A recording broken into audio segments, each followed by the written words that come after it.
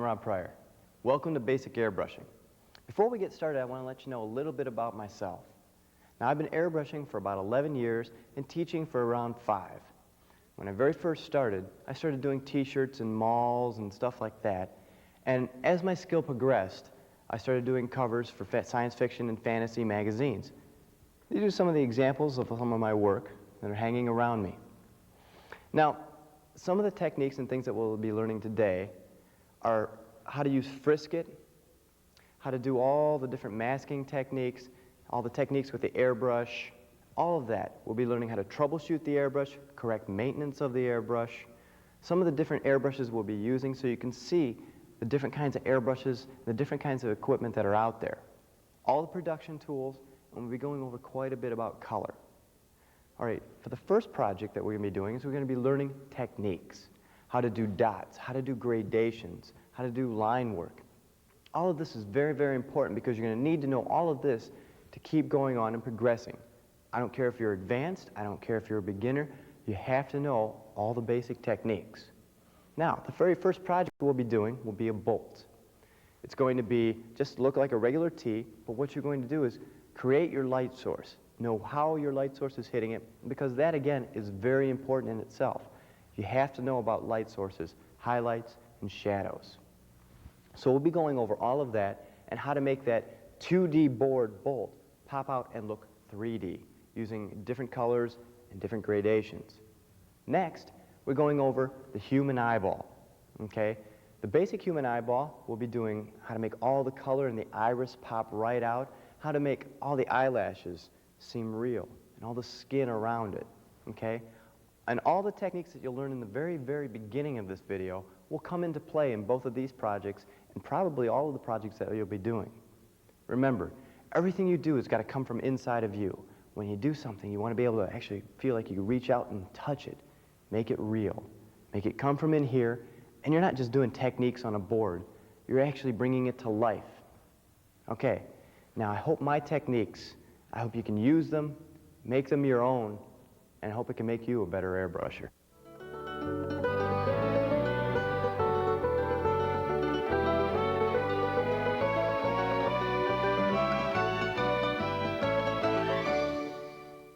Here we are in the studio. Before we actually go ahead and get to the projects, I want to show you a little bit about the airbrushes and the paints that I used. The reason is, in case you want to go out there and you want to try some of these airbrushes, you want to try some of these paints, you'll be able to approach and know a little bit about them rather than just going in blind. First, a little bit about how you're going to hold the airbrush. All right. What you do is you want to place it right there on that finger, put your thumb in, hold it like that, put your finger on the trigger, push down for air, pull back for paint. Okay? If you pull all the way back, you're going to obviously spray much more paint as if you don't. Let me explain now a little bit about the airbrushes themselves. Here we have the Vega 2000 by Thayer Chandler. Notice the cutaway right there. And also, if you pull that back, it's a lot easier to go ahead and clean that tip off. Okay? We have the Crescendo by Badger. And this is one of the new guys for them. Notice the different design as compared to some of their older brushes. And also, they've got right here, it's a little easier to take apart. Notice the trigger, it's got a nice easy pull to it. Next, we have the Aztec. It's definitely a different design. It's a plastic body. You still push down for air, back for paint. And you can adjust your paint settings right back here, single or for double. They have the Iwata HPC. It's a gravity feed, which means you put the paint right in here at the top. It's got a slightly larger reservoir right in here, and it flows straight through the tip. For some of the bigger projects, we have the HP BE2 from Iwata. Okay? This is for much larger surfaces. And we've got some of the big boys, some of the big guns, okay? This is the Iwata round tip, the RG2. And the Badger 400, okay? Hold it just like that. Okay, let's set those down. I'm going to go in a little bit about the paints. We'll be using here we go, Medea, transparent. Okay, this is for board work. Golden fluid acrylic, new guy on the market here for fluid acrylics. This goes great through the airbrush, and it's fantastic for board work. They got some great colors. And Createx. Okay, this is for shirts and for board work. Now, it's time to go ahead and learn how to take apart the airbrush. This is very important because you've got to be able to troubleshoot the airbrush that you've chosen. Okay? If you can take it apart and put it back together and find out what's wrong with it, if it's not spraying right or something like that, then it's only to your advantage. If you don't, something goes wrong, then you're not going to be able to know what to do with it. Let's go for a quick summary here. This is the Vega 2000. Take off the back, slide off the end, pull the needle out, unscrew this piece which holds the rocker arm. Take the spring off, take out the rocker and the rocker arm, pull out the trigger, unscrew the front, take off the nib. On the top here, the head assembly comes apart also. So when you're cleaning off the needle, you can easily get to it right here. Okay, now this is very important to make sure that you remember how to put it back together. The head assembly first.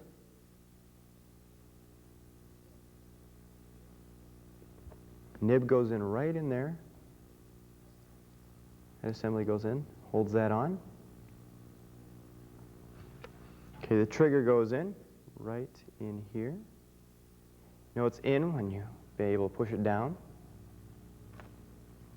The rocker arm and the rocker slides right in. Now, you'll notice that this piece right here has got to come up and in. It's very important. Spring, give you some of that action in there. This goes on to hold it all in. Screw that in all the way until it's tight. Okay, put your needle in. Slide it in forcefully, but don't jam it in there. You don't want to rip the end of your airbrush out. This will lock the needle into place. Your end piece. There you go. Okay, now let's get on to some more airbrushing.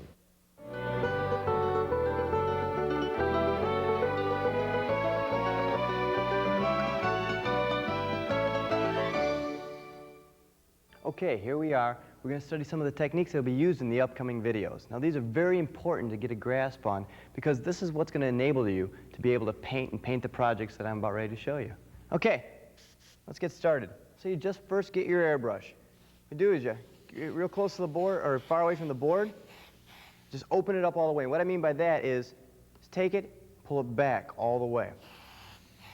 See? Now, if you're getting a little bit of spit there, spray it into your hand, okay? So you can see that at home there. And what that does is use your hand sort of as a rag almost. Just spray it in there. Okay. Now move a little closer.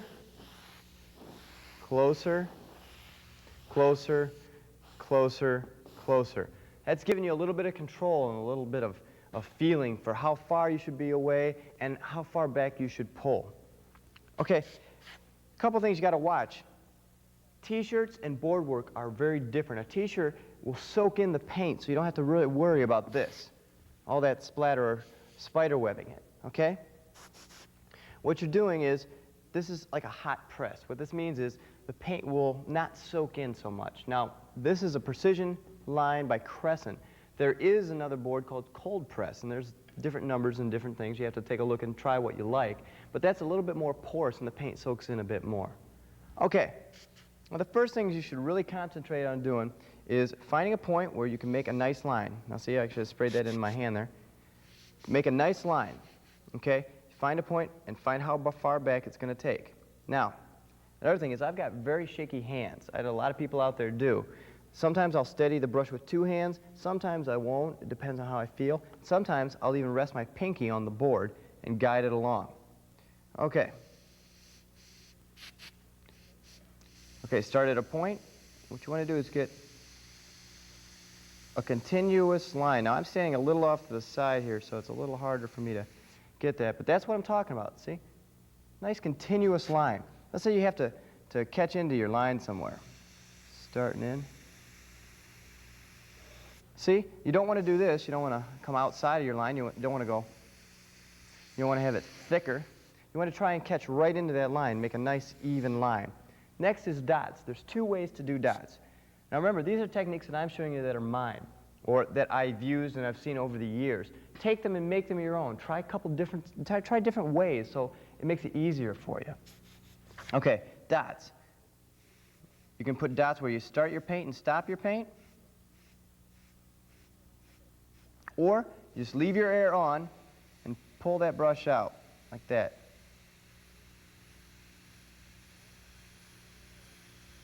What I'm doing is I'm leaving the air on and pulling this out, just like this. Short, quick strokes.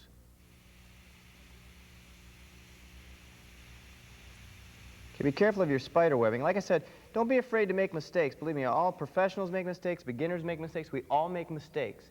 That's not the point. It's just learning how to control your mistakes. Okay, another move like that is you can start and you can make lines as you're moving along. You can start and stop, actually more like dots. Or you can leave your air on, make a nice stroke like that. See what I mean? Just leave the air on. And what I'm doing is, as I'm putting my paint down, I'm pulling this back, the air on, and pulling it back, pushing it forward, pulling it back, pushing it forward. And you can shorten those up however you want. Another quick little practice thing is you want to take a couple dots. Make your dots. Make your line connecting those dots. Okay.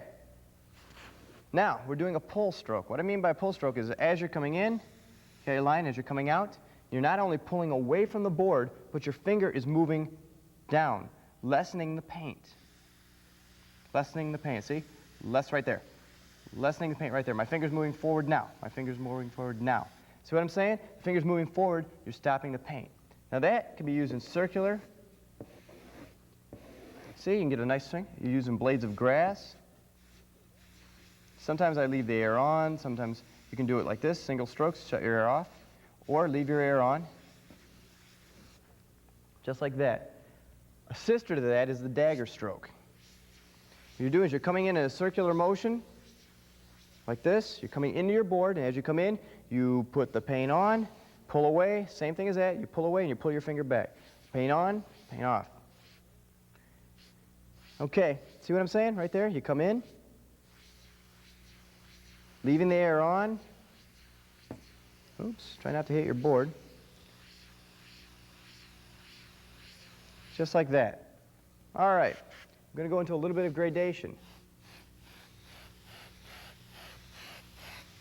Okay, this is not fast food. It's not just now, now, now.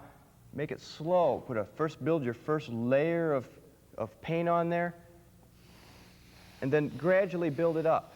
And as you're coming back, you can either pull your hand away or lessen your paint, whatever you feel.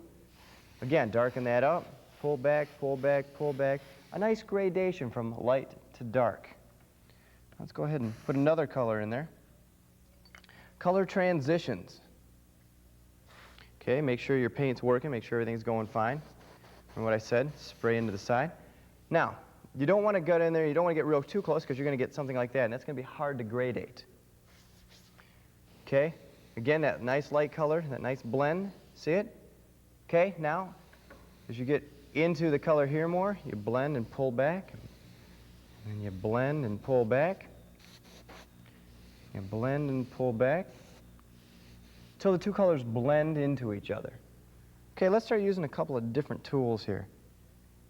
First thing we're going to do is talk about loose masking. Okay? What you want to do is take a piece of plastic. This is Durlar, made by Graphics. Cut it to the shape that you want it, using your X-Acto knife. Peel it apart. Now I've already pre-cut a nose here. We're going to go ahead and use that. Okay, what you want to do is you can lay it flat against there. Now let me try and get my body out of your way so you can see there at home. And you create a hard edge. Or you can hold it away. It's not quite such a hard edge. And as you pull it back farther, it's a softer edge. closest you get a hard edge. Okay? The next thing is frisk it. It's a lot like contact paper. It's the thing, things that you put on your shelves. What you do, it's got a little waxy back here. See? What you do is you're going to pull it off. Go ahead and stick that right on there, just like that. Take your X-Acto knife. Go ahead and cut a shape out of it.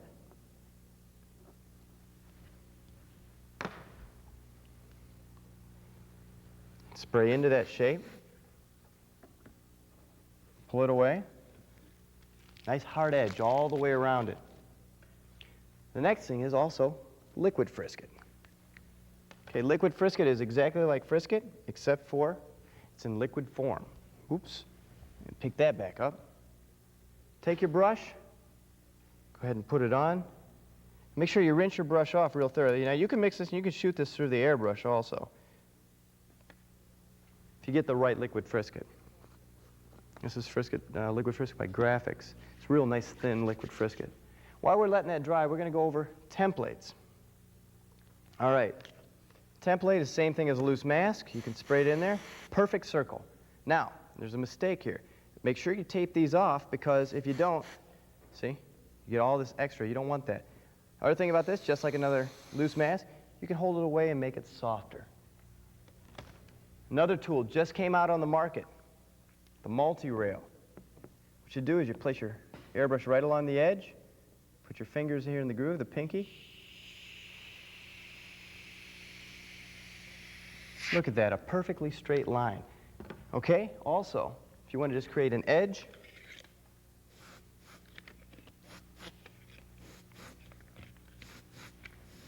you can create like a starburst just by using an edge of something. All right, let's spray over that liquid frisk it. Give that just a second to dry. All right. What you want to do is you can go ahead and peel up that liquid frisk it.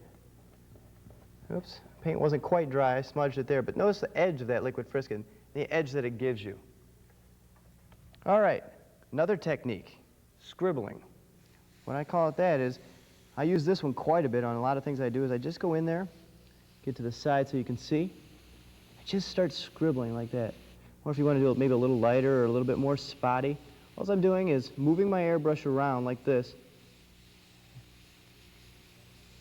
and getting that little scribbling in there. You'll see all these techniques later on in the videos. Okay, a couple things to cover real quick.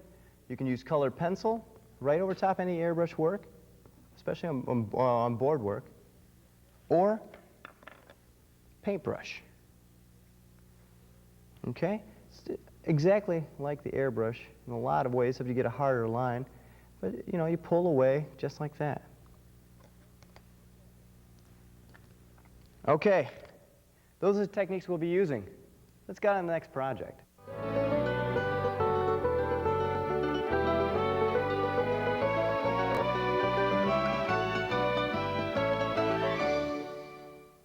The very first thing that you guys have to remember is, whatever you learn in techniques, you have to be able to apply yourself. You're going to learn a dozen techniques in any of my videotapes and from anybody that you'd watch or read in magazines, but you have to be able to apply your own work, your own thing. That's what makes the art individual. That's what makes you an individual airbrusher or an artist. You have to be able to take every technique that you learn and apply it yourself. Now, I'll be telling you what I use and what equipment I use and the different things that are going to be around our studio set. I'll tell you what they are and what they're used for. But still, experiment. Try different things. Just make it your own piece. Now, everybody asks me, why do a bolt? Because that's what we're doing. We're doing a graphic bolt. The reason is you want to be able to see what you can create. You want to be able to feel it being around. You want to be able to apply something and create a solid object and make it look real. Part of that is dealing with highlights. You've got your first highlight, which is right here, because your light is hitting on an angle like this. But you also have a secondary highlight. The secondary highlight is right here. That's a reflected highlight. So what we're going to be concentrating on is how to create the highlights and make it look around. Okay.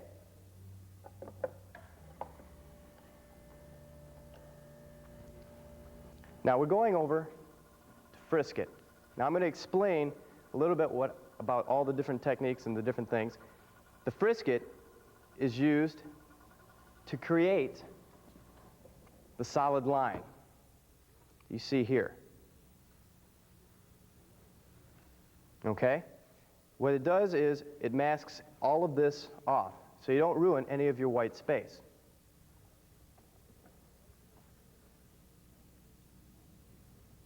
Okay. Now the bolts that you'll be doing at home are going to be quite a bit smaller than this.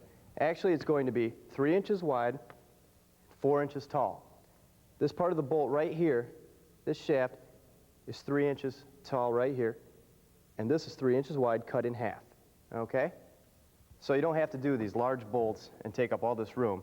You just do it very small all the way across. Now when you're taking and using the frisket, you got to be careful not to make sure that when you pull it off, it doesn't stick to itself. So you pull it off in one smooth motion. Okay, when you're putting it on, you put it on less like you're laying down a bed sheet.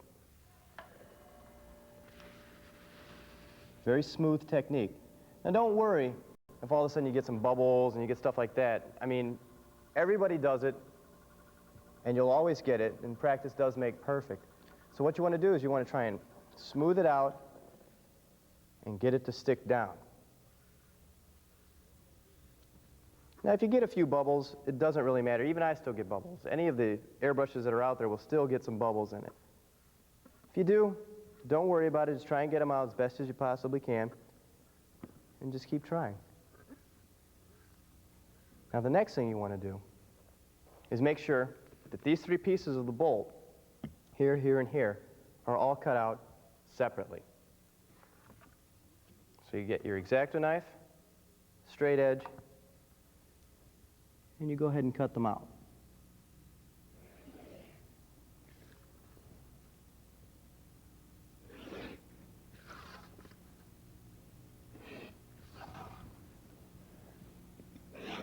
Like so. So therefore, you can peel off the edge.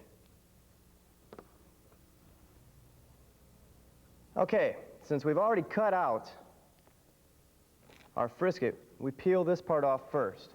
This is the first section of it to be done. Okay, the color we're using is Dairy Lied Yellow from Golden Paint. Okay, the reason we're using this yellow is because it's a very orange yellow, and that way you can get a good brass feel when you start putting your brown on. Now, a lot of people will be afraid to spray on the frisket. They want to stop right here, they want to stop right here. But don't be afraid to go up and over it, and up and over. That's why the frisket's there. It's to stop you from making any of the mistakes like that. Okay, if you're a little nervous about actually starting right on the edge, what you want to do is you want to go all the way and start all the way over here and move in. Like that. Now remember, your light's coming from right over here, and it's coming down. Okay, so this is going to be the darkest side. And you want to spray your edges first, because this is what's going to make it look round. And again, now this sounds a little weird, but you want to feel what you're doing. You want to be able to envision it round already. You want to make sure you can just feel it become a bolt, become 3D. That's the goal. Now,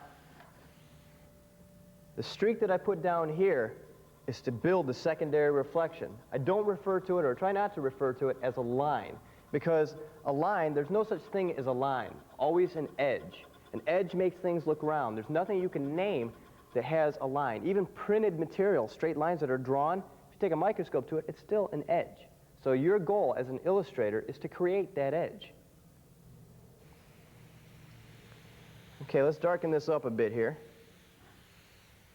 Create a secondary reflection. And we want to get a brass feel to this, so keep that in mind as we apply the brown. Now, since the light's here, this part's sticking out, so it's going to create a cast shadow. Right about there. You usually keep it on a slight angle. You're turning here because the shadow will cast down like that. Once you finish spraying there, come back to your frisket. Once again, reapply it. Like that. Now you want to try and keep your reapplication straight, because otherwise you're going to create white lines in between. Let's make sure that that's cut right up the middle. Okay, let's peel the lighter side of this off first. Now, remember, this bolt's going to be like this. It's going to have an edge like this, and since your light's hitting this, this side will be lighter than this side by hues. It's the same color. We're not changing colors. You're only lightening up the hue of that color or darkening the hue of that color. It's chiaroscuro, light and dark. All right. Now let's peel this side off.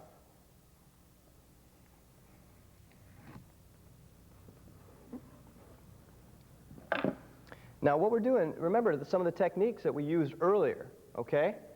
You're applying some of those techniques right now. We're doing a sideways gradation up. Because the light's up here, remember that. Your light's always coming from the same angle. Okay, once again, reapply the frisket. Now, you'll notice the way that I'm holding the airbrush. There's a couple different ways. Okay, for the hose right over here, you can either keep the hose away. If you feel better with two hands, you can use two hands. That's up to you as an individual airbrusher. And sometimes that style changes between what you're doing. Depends on the project sometimes. Okay, let's get this piece off of there. Now remember, like I said, this side is a darker hue all the way down.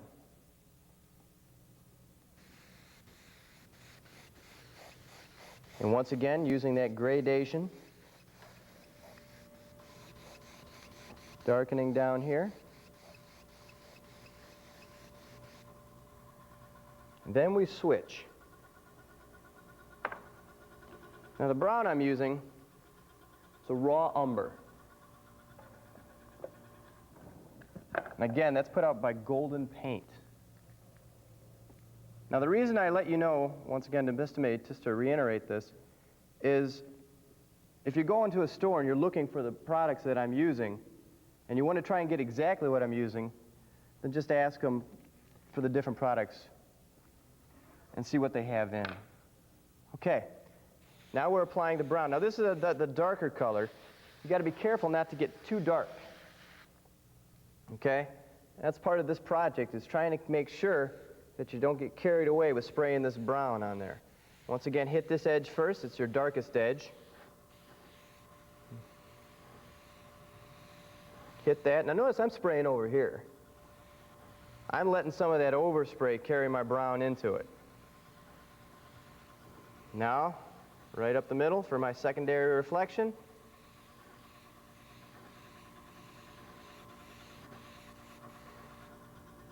Cast shadow.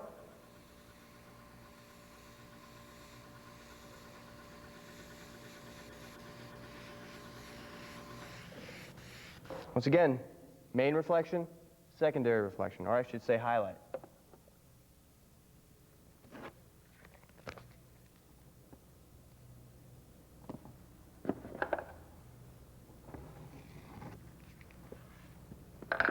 Now here's the hard part, because you got to make sure that this stays lighter than this. Another thing you got to use here is your best judgment. You're covering up some of the colors on your frisket, so this is going to help you to be able to judge without necessarily seeing what you've already done.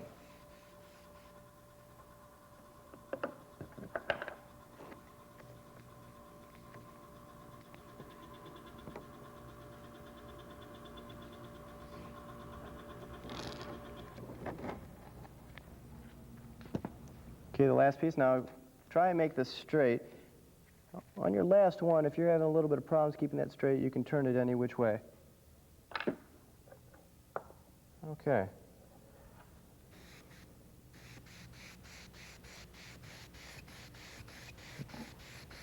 Now, this is your darker side.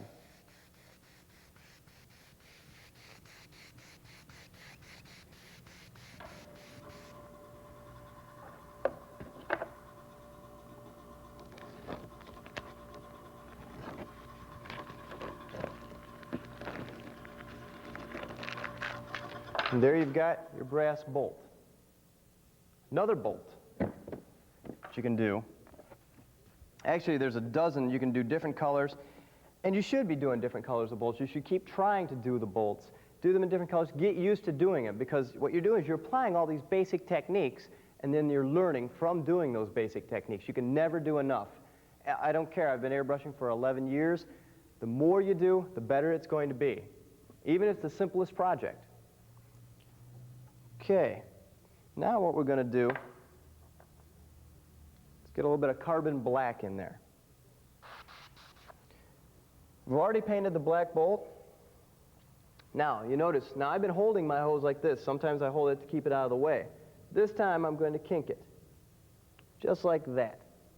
Okay, so no air is coming out, not yet. Spray into a rag, right down here, and just let just enough come through. Now remember, your frisket will make sure that it doesn't get anywhere else. You're going to do a splatter technique. You're going to start to learn how to give texture to what you're doing. What you do is you kink it up until a little bit of air comes through. You click your trigger back like this. What you're doing is you're getting some spit on there. Now you can do it a lot of different ways. You can do it with toothbrush, paintbrush, something like that. But you want to do it with the airbrush. You want to be able to do it many different ways. Okay. What you want to do now is grab your X-Acto knife, go to the opposite side. Again, your light's coming from here. The opposite side of any one of these. Just start carving it away in half-moon shapes. What you're doing is, if you have a pit, a hole, and your light's coming from one way, you always rim light it on the other side to create depth. This is one that was previously done. You can see some of the pits and see some of the textures right here. Okay, that's the goal, is to create some of that texture. Now, let's move on and let's do the eyeball.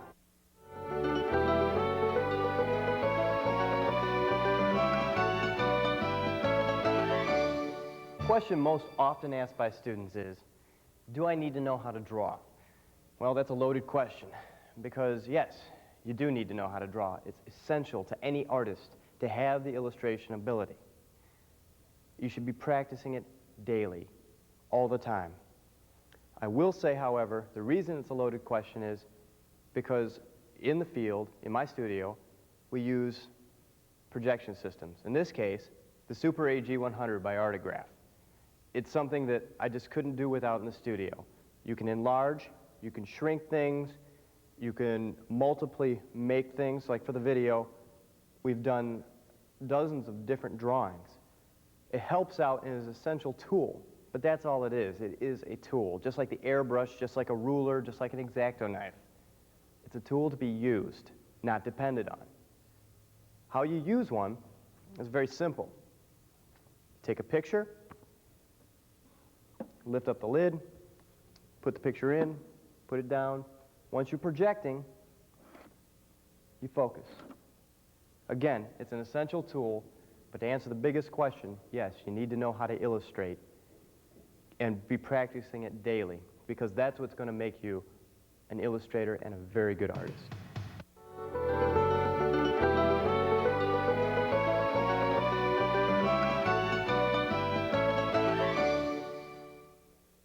Okay, now it's time to get to the main illustration of this video.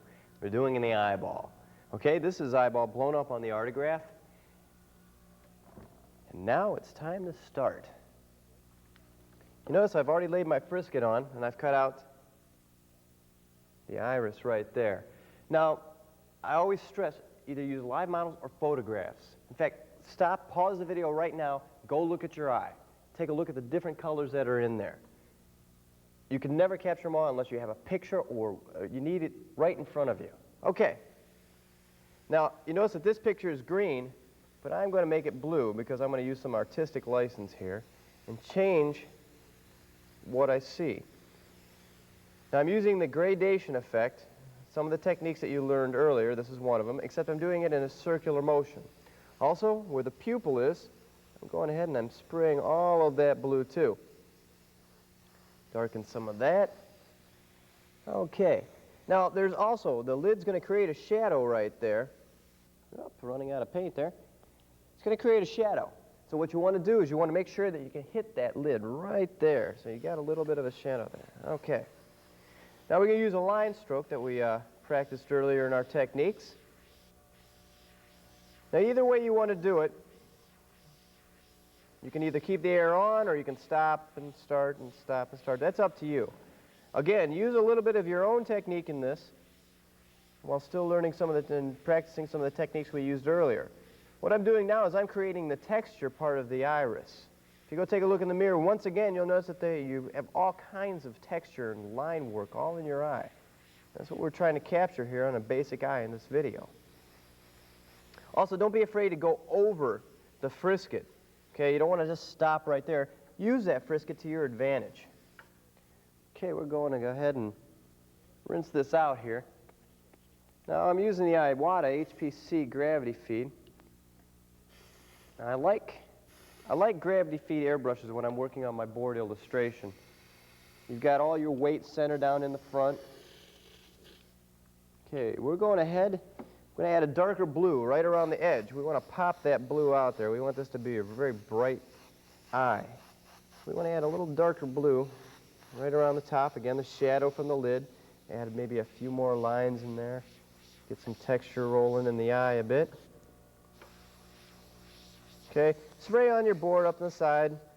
Make sure that it's still spraying correctly. Okay, once again, now you don't always have to clean every color thoroughly out of here. It depends. Most time, like when I use black or something like that, a color that's not going to mix well with another color. Now, I just used two blues in a row, so I didn't really clean it very thoroughly. Okay, now I'm going to black. Now, I do not suggest using black very often in an illustration, but in this case, we're doing the pupil. Got the template all taped off. Pop that on there just like this. This way you're creating the perfect circle. Voila, instant pupil. All right. Now notice I'm going ahead and I'm shading again a very little bit right here. Maybe a little bit around the eye just to get it looking a little more realistic there. Okay, now I'm going to rinse out the black. Now I'll be putting my highlights in, but I'm going to wait till pretty much till the end to get those in there. Okay. All right. Now the next thing we do here, we're going to go ahead and pull off the frisket for the white of the eye. Put that up there. Same as that. We're going to put the frisket back on the pupil. Make sure that that comes off.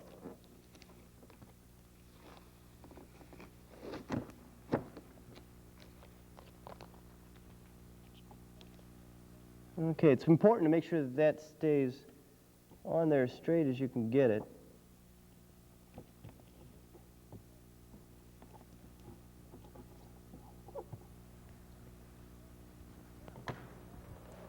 Now, when you're adding color to the eye, it's never solid white. There's a little bit of a yellow tint in there, a little bit of gray. Okay, I'm going to go ahead and spray a little bit of yellow. And once again, I'm going to go ahead, just go to a drop of black. So I'd like to get a gray tone in here. Now, when you get more advanced and more in depth in some of your projects, you'll notice that there's millions and millions of colors in the human flesh and the human eye. You've got to be able to pick those out.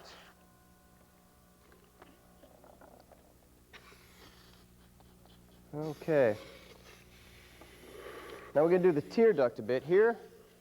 I'm using some scarlet red from Createx. Now the reason, again, I want to tell you why colors I'm using is you can go out there and get pretty much the same colors and try it the same way I'm doing it here. Okay, now I'm paying attention right here to the tear duct, putting it in there. A little bit over there.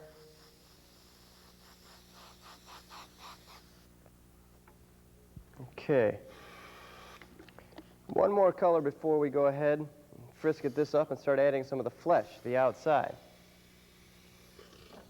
Okay, we're going to go ahead and use some dark brown. What the dark brown is going to do,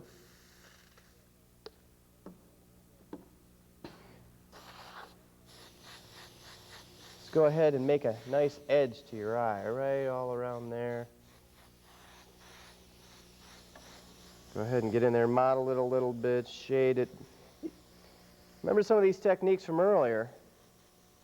You know, here's where we start using them.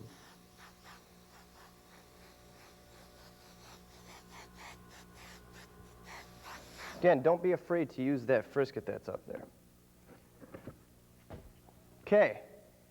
Now I went ahead and jumped a little bit ahead, frisketed this all off right here. Started applying my brown. Okay. Again, just a long line. Once again, from the techniques we used earlier. Notice right around here, shading that a little bit darker right up the top. Applying all that brown. Try and keep your cup fairly clean. Okay, now I'm going to start adding flesh. A couple points about flesh as I'm spraying it on here. I usually like to mix my own. You know, you can find some flesh in stores, and a lot of companies make flesh, but this flesh has so many different colors in it that you want to keep it pretty much right to what you want.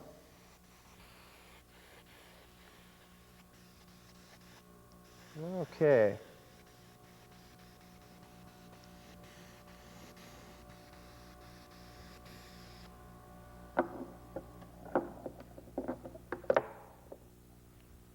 All right. Now what I'm doing is I'm going into a light brown. I want to get a tone change here from the dark brown to the flesh. Okay?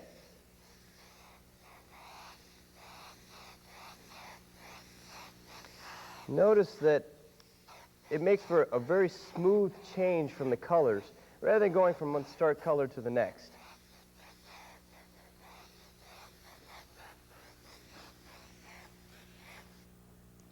Okay, one other thing, I'm going to go ahead, spray some of that brown out, throw a little bit of very light flesh in there, and just throw in a little bit of highlight.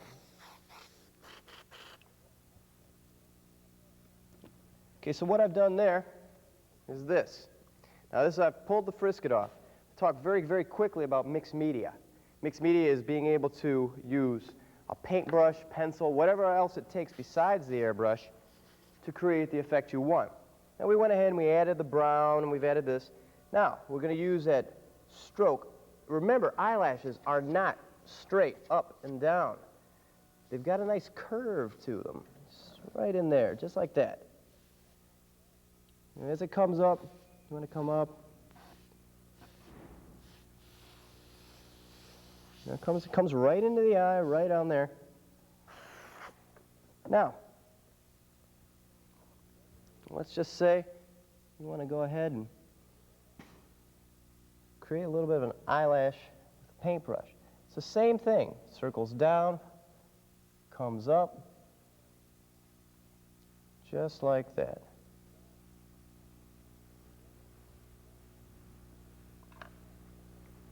All right.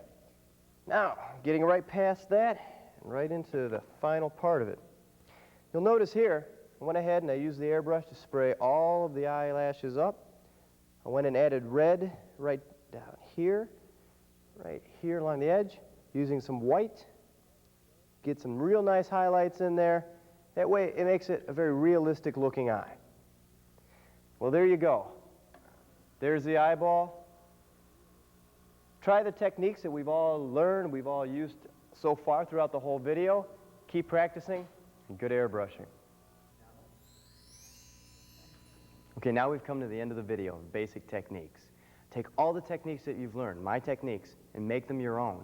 All the techniques on the bolt, all the color blending on the bolt, all the techniques of the eyeball and the color blending on the eyeball and how you made it look real with the highlights. Take those. Use photos. Take a look at the photos very closely. Take a look at all the colors in the color spectrum. They're all at your command. Everything that you have is at your command. The airbrush, remember how we held it? Remember all the different techniques? Watch the videos over and over until you've got these memorized. Think of all the products that we've got that are out there for you to try and make yourself a better artist. Okay, the canvas is blank. Fill it with your imagination.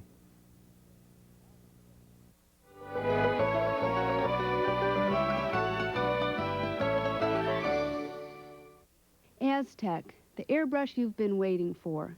Truly revolutionary. The Aztec system is comprised of 4 interchangeable nozzles, which simply screw into the front end of the airbrush. Each one has a specific purpose. The color cups can be mounted on either side and at any angle, so our airbrushes can be put in either hand, and you can spray vertically or horizontally. The Aztec Model 3000S comes with a lifetime guarantee on the airbrush body. No solvent can hurt your airbrush. All the parts are made of an acetyl polymer resin developed for the space program. To clean the airbrush, simply remove the color cup. Place a bottle of cleaning solution into the paint port. Let the cleaning solution flow through, and you're ready to change colors or change nozzles. You never have to take it apart. This is the world's easiest airbrush to use. Aztec, the airbrush you've been waiting for. June Air quiet compressors available for small creations such as fingernail art to large projects such as murals. June Air compressors are quiet, pulsation-free, and come complete with a regulator and moisture trap. Please call 1-800-4-JUNE-AIR to speak with an educated sales associate who will fit you with the compressor best for your job. June Air, when quality counts, we are the art of perfection.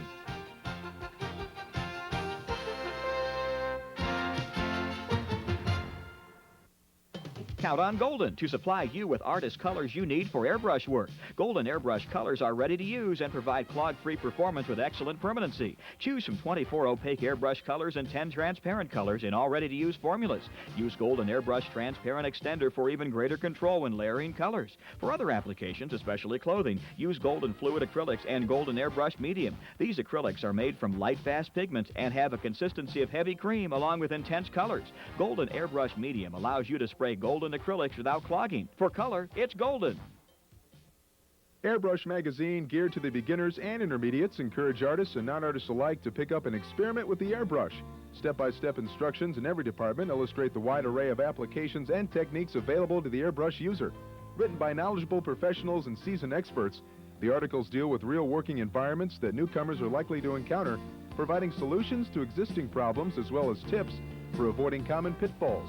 With a nuts and bolts approach to learning and exploring airbrush techniques, skills, and equipment, Airbrush Magazine provides this service and much, much more.